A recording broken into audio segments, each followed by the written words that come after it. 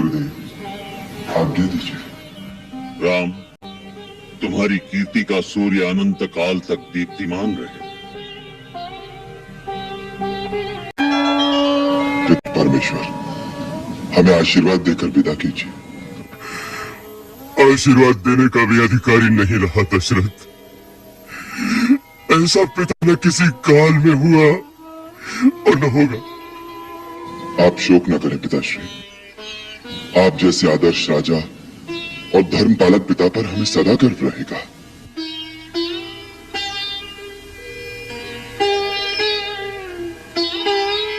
जाने से पहले एक निवेदन है आपके श्री चरणों में। मेरी माता देवी कौशल्या मेरे जाने से बहुत व्यथित हो रही है। उन्हें धीरज बंधाइएगा, उनका ध्यान रखिएगा और उन पर अपनी कृपा बनाए रखिएगा।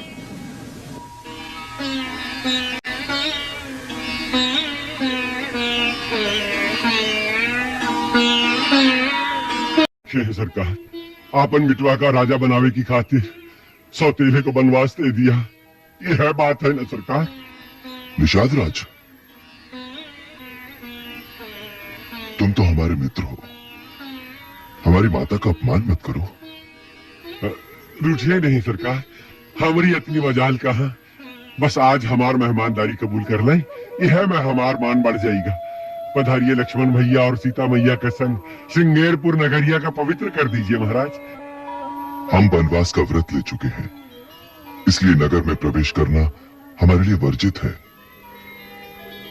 अब हमें तपस्वियों और मुनियों की तरह जीवन व्यतीत करना होगा। हम घास और पत्तों के बिछौनों पर सोएंगे। जैसी सरकार की इच्छा। गंगा तट पर ही आपकी सेवा करके हम जीवन धन्य कर लेंगे। पता पता तिनका तिनका जोड़ते जाते हैं, महलों के वासी जंगल में कुटी बनाते हैं। महलों के वासी जंगल में कुटी बनाते हैं। तुम्हारे योग्य हूँ, तुम मेरे योग्य हो। मेरा परिणय प्रस्ताव स्वीकार करो। भद्रे, स्वामी को छोड़कर सेवक के पास क्यों चली आई? क्या तुम्हारी दृष्टि में स्वामी और सेवक में कोई अंतर नहीं?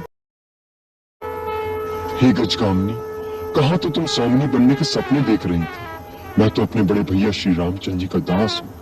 मेरी संगनी बनकर भैया भाभी की सेवकाई करते करते थक जाओगी। रानी बनते बनते दासी क्यों बनना चाहती है? जाओ, वहीं जाकर अपनी मनोकामना की याचना करो। मैं यहाँ याचना करने नहीं आई। तुम दोनों भाई मेरे प्रेम प्रस्ताव को ठुकरा रहे हो, केवल एक शूद्र स्त्री के कारण। इसका तो मैं नामो निशान मिटा दूंगी। तुम्हारे सामने इसे अभी खा जाऊंगी।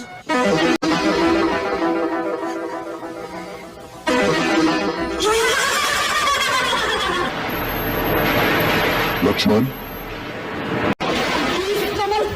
चबा कर खा जाऊंगी। तुम मेरे साथ क्या करोगे?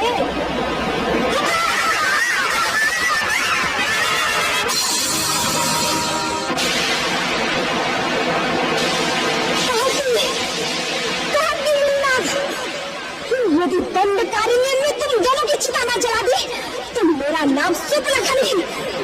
मैं रावण की बहन नहीं, खरदूषण मेरे भाई नहीं। यह कैसी गति बना रखी? तुम्हारी नाक पर यह घाव कैसा? ये घाव नहीं है, तलवार से प्रहार किया गया है। क्या? तलवार से प्रहार? हाँ भैया, ये शूर्पणखा की नाक नहीं कटी है, ये लंकेश्वर महाराजा रावण की नाक काटी गई है।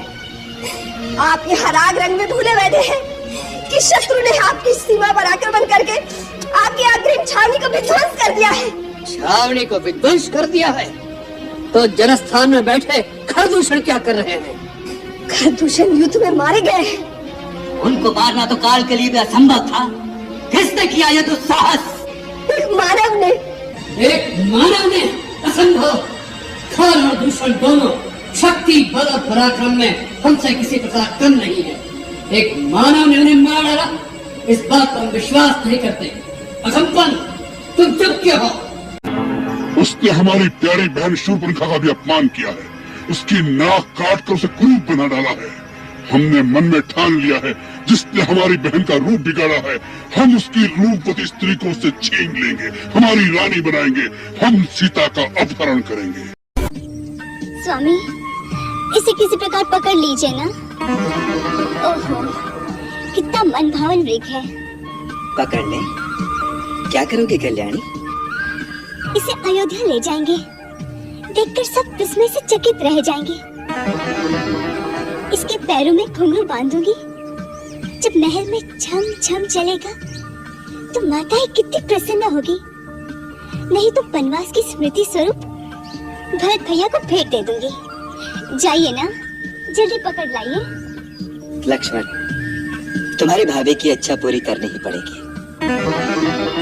वास्तव में ये है भी बहुत सुंदर। इसका रूप अनूप ही इसका शत्रु। भैया, इसके प्रति भाभी का मोह। आप मेरी इतनी सी इच्छा पूरी नहीं कर सकते? लक्ष्मण, लगता है सीता मृग को पाए बिना मानेंगी नहीं। मैं भी चाहता हूँ।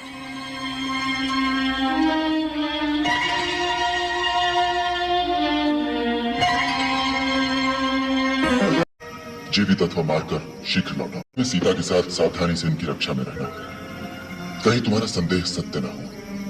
मैं जानकी की इच्छा पूरी करने के लिए इस कांचन मृग के पीछे जाता हूँ। जीवित अथवा मारकर शीघ्र लौटाऊंगा। लेकिन सावधान लक्ष्मण, वन में कई राक्षस घूमते रहते हैं, इसलिए किसी भी स्थिति में सीता को अकेली मत छोड़ना। जो आज्ञा भैया।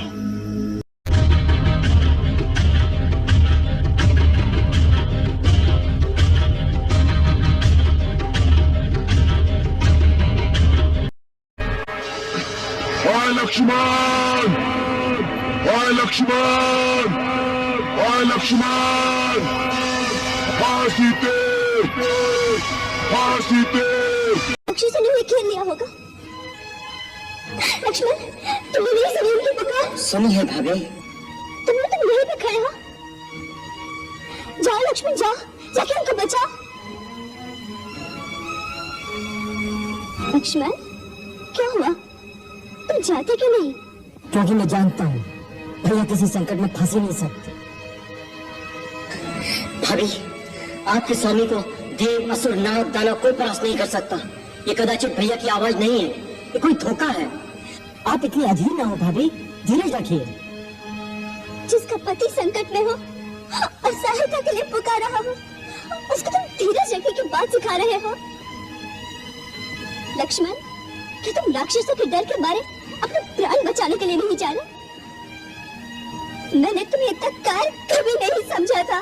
भाभी, अपने भाई के सामने धनुष उठाकर अपनी वीरता के डंगे मारते रहते हो, और आज तुम सचमुच वीरता दिखाने का अवसर आया। तुम डरे हुए चूहे की भांति अपने बिल से निकलना नहीं चाहते। भाभी, भाभी, आप ऐसी बातें न कहिए। आप नहीं जानती आप क्या कह रही हैं। मैं अच्छी तरह जानती हूँ तुम्हें। जिस भाई ने तुम्हें अपने पुत्र की भांति पाला है, आज जब उनके प्राण संकट में आ गए तो तुम डर के मारे अपनी भाभी के आंचल में आकर छुप गए। क्या इसी समय यही तुम्हारे कर्तव्य है? मेरा एक ही कर्तव्य है, अपने बड़े भाई श्री राम की आज्ञा का पालन करना। और वो मुझे कह गए कि मैं आपकी रक्षा के लिए यही रहूं, इसलिए मैं आपको किसी भी स्थिति में अकेला छोड़ के नहीं जा सकता। मेरी रक्षा, जिसके लिए मैं सारा संसार त्याग कर इस वन में रहने आई हूँ, जिसके बगैर मैं एक पल भी जीवित नहीं रह सकती, और जब उनके प्राण संकट में आ गए तो मेरी रक्षा करने से क्या लाभ? लक्ष्मण, अगर उनको कुछ हो गया तो मैं एक पल भी जीवित नहीं रह सकूंगी।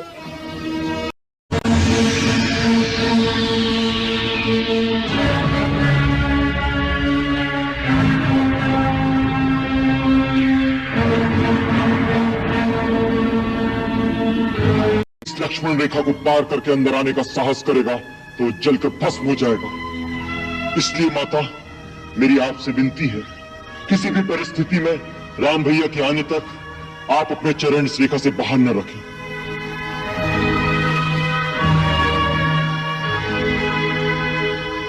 हे वन के देवताओं, समस्त प्राणियों, मैं माता सीता को आपकी सुरक्षा में छोड़े जा रहा हूं। इनकी रक्षा करना।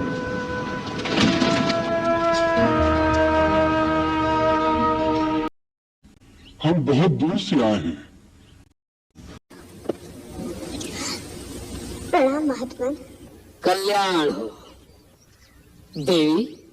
हम बहुत दूर से आए हैं और भूखे हैं।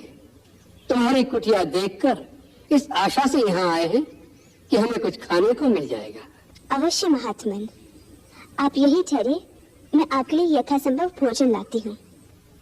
देवी, हम यात्रा से क्लांत हैं, हमें विश्राम की भी आवश्यकता है।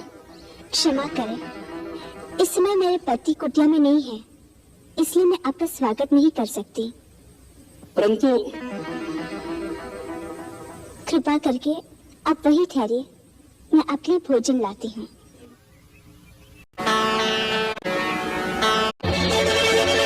स्वयं तुम्हारे द्वार पर भिक्षा मांगने आया है। सीते, आज तुम्हारा भाग्य उदय हो गया।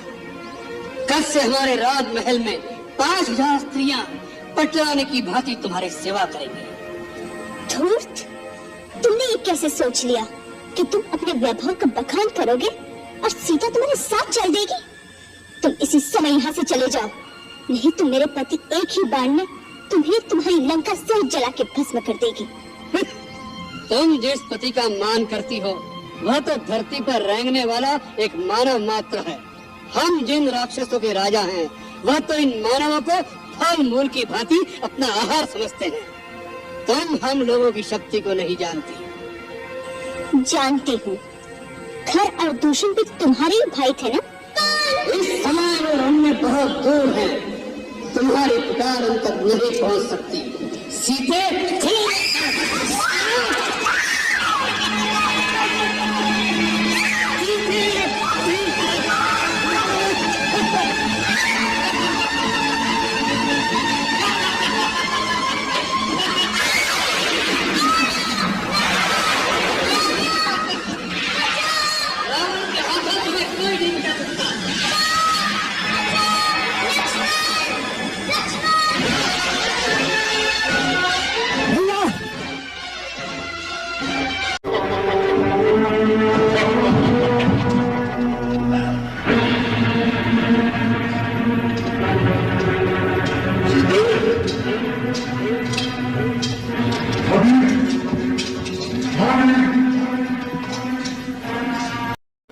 ले गया है।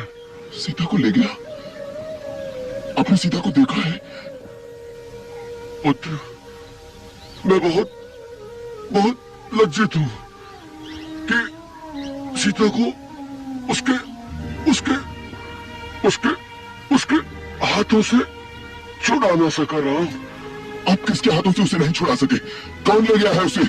उसे पापी रावण अपने विमान में बिठाकर आकाश मार्ग से ले गया है। राम, आकाश मार्ग से? हाँ, सुग्रीव से मित्रता करना चाहते हैं। मेरा नाम लक्ष्मण है, ये मेरे ज्येष्ठ भ्राता श्री रामचंद्र जी हैं।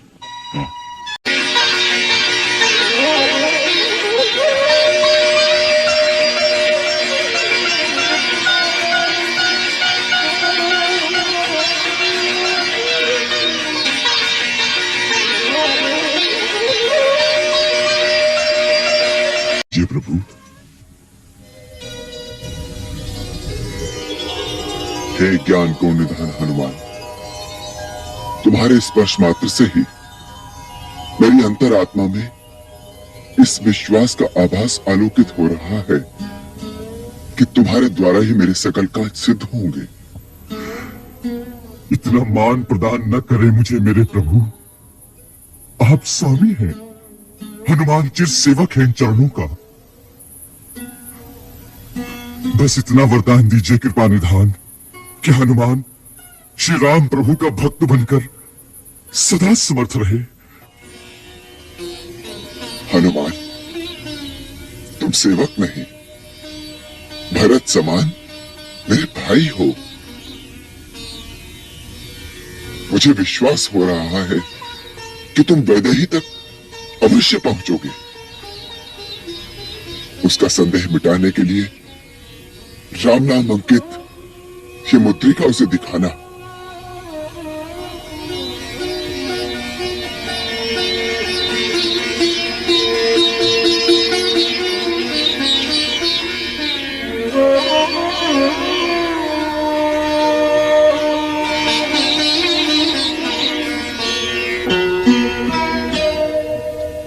सीता को विश्वास हो जाएगा कि तुम मेरे पास से आए हो, मेरे प्रिय आत्मीय जन हो।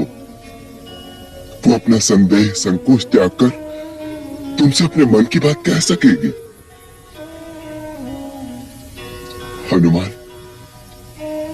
उससे कहना जब से वैदेही बिछुड़ी है,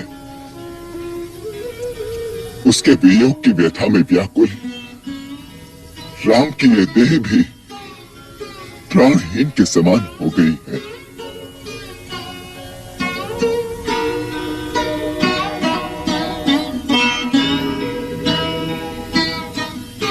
हनुमान, उससे कहना उसका पता पाने के बाद उसे लाने के लिए अब हम देर नहीं करेंगे। जाओ बजरंगबली, गौरी, गणेश, महेश तुम्हारे संकल्प सिद्ध करें और हम सब के मनोरथ के कपिल किया प्रस्थान।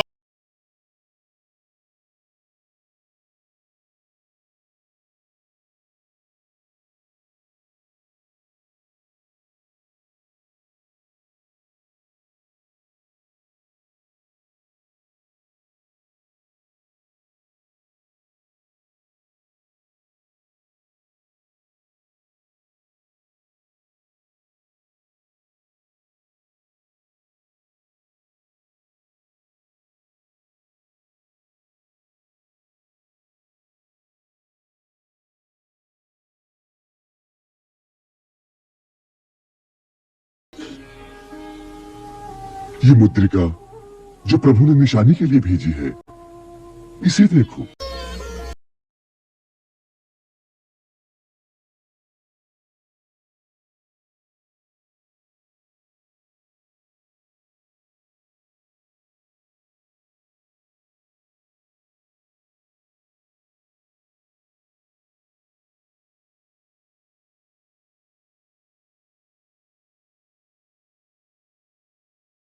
कितनी उदार हैं आप।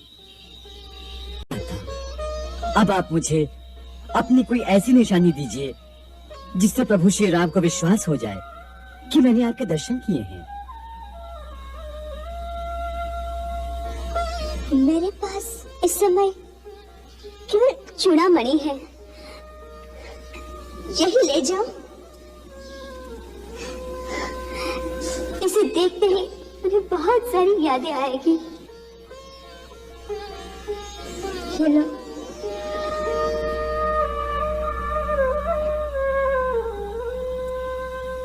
कदाचित केवल चूड़ामणि से प्रभु की शंका दूर न हुई तो, क्योंकि ये तो आपके दूसरे आभूषण की भांति कहीं से गिरी हुई नहीं मिल सकती है।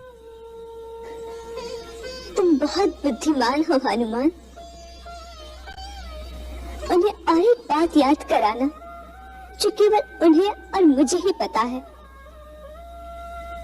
उनसे कहना कि जब इंद्र के पुत्र जयंत ने कवि का रूप धरकर मेरे पैर में चोट मारी थी, तो आपने सरकंडे का एक बाण इस प्रकार अभिमंत्रित करके उसके पीछे छोड़ा। आप आशा का पल्लू न छोड़िए, मैं वचन देता हूँ कुछ ही दिनों में आप सुनेंगी कि श्री राम की सेना ने लंका को घेर लिया है। देवी मैया तुम्हारा कथन सत्य करे। जाओ बस, मेरी ओर से अपने प्रभु के चरण छूना। जाओ। श्री राम।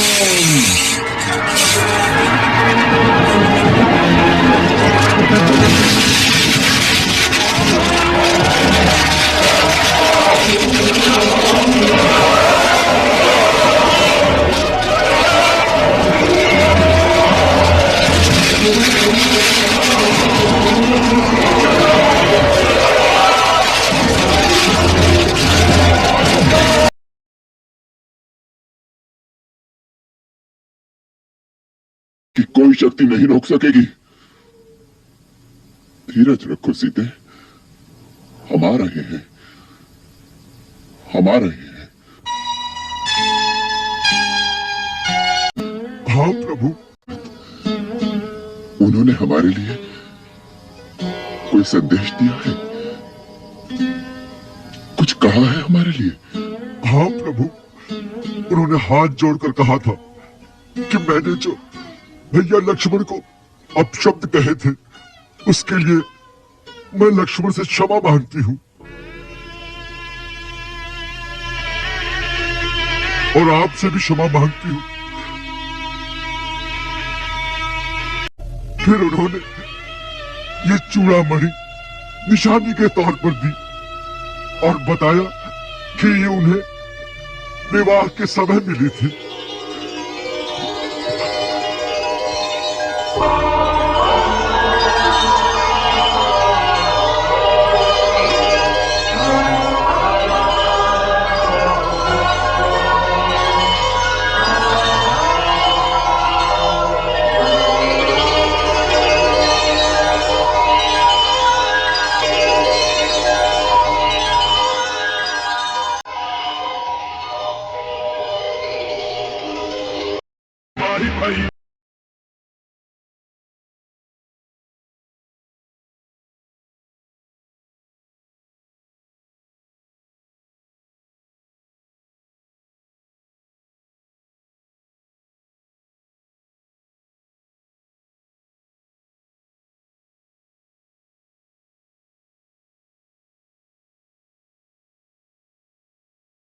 की पहली किरण से पूर्व संजीवनी लेकर यदि नहीं लौट सका तो फिर अपना ये मुख आपको कभी नहीं दिखाऊंगा अयोध्यानाथ।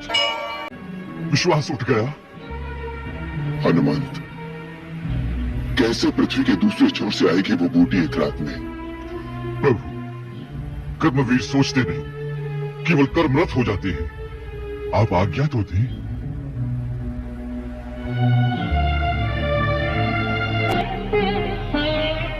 तुम कभी असफल नहीं हो सकते हनुमंत। जय श्री राम। संजीवनी लावन चले, कभी कह जय श्री राम। रूप में ले लक्ष्मण के प्राण, सूर्योदय से पूर्व ही आ पहुंचे हनुमान। वैद्यराज, वैद्यराज, मैं बूटी ले आया। अरे महावीर, तुम तो पूरा पर्वत उठाना है। क्या करता वैद्यराज? मैं ठहरा ज्ञानी, आयुर्वेदाचार्य तो हूं नहीं जो जड़ी बूटी की पहचान कर लेता, इसलिए पूरा पर्वत ही ले आया। आप अपनी आप पहचान कर लीजिए ना उस संजीवनी की। चलिए वैद्यराज।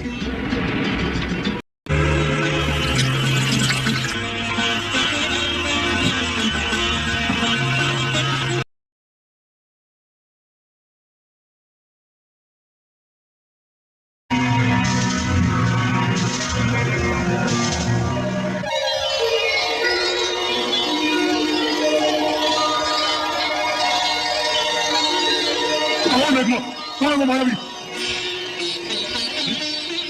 धनुष मार कहाँ गए? कहाँ गए धनुष मार? भैया, ये है तेरा धनुष। और तू युद्ध भूमि में नहीं है। भैया, आप यहाँ? मैं यहाँ कैसे पहुंचा? धीरज रखो सौमित्र, बहुत बड़ा संकट आया था। संकट? हाँ मेरे भैया, और रघुकुल पर आए संकट का निवारण किया संकट मोचन हनुमान ने।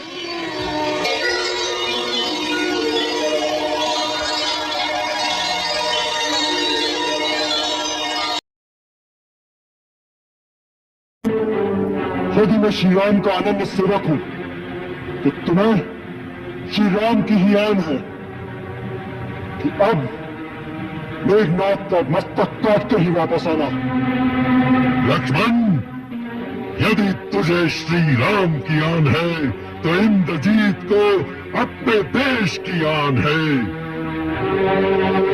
इंद्रजीत के जीते जी इस देश पर शत्रु की विजय पताका कभी नहीं फैला सकती, कभी नहीं, कभी नहीं, कभी नहीं, कभी नहीं, कभी नहीं।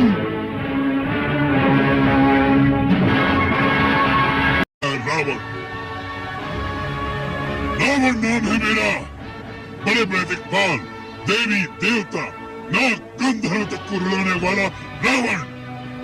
अवश्य, रावण का अर्थ तो रुदन ही है लंकेश। तुम्हारी सार्वभौम सत्ता, अपार प्रभुता और प्रचंड पराक्रम त्रिलोक में विख्यात है। तुमने अनीति, अनाचार और अत्याचार से पूरे संसार को आंसुओं में डुबोया है। अब यदि वही आंसुओं का सागर तुम्हें डुबो दे तो दोष तुम्हारा ही होगा। रावण, संसार में 3 प्रकार के प्राणी होते हैं। एक केवल कहते हैं, दूसरे कहते हैं और करते भी हैं, तीसरे केवल करते हैं, उसे बखानते नहीं। तुमने अभिमानवश बखान तो बहुत कर लिया, अब करके क्या दिखाओगे यह तो इतिहास ही बताएगा। तपस्वी, यह तपोभूमि नहीं रणभूमि है, रणभूमि। ज्ञान का बखान मत करो, धनुष बाण से बात करो, धनुष बाण से। अवश्य, तुम्हारी कोई आकांक्षा अधूरी न रह जाए।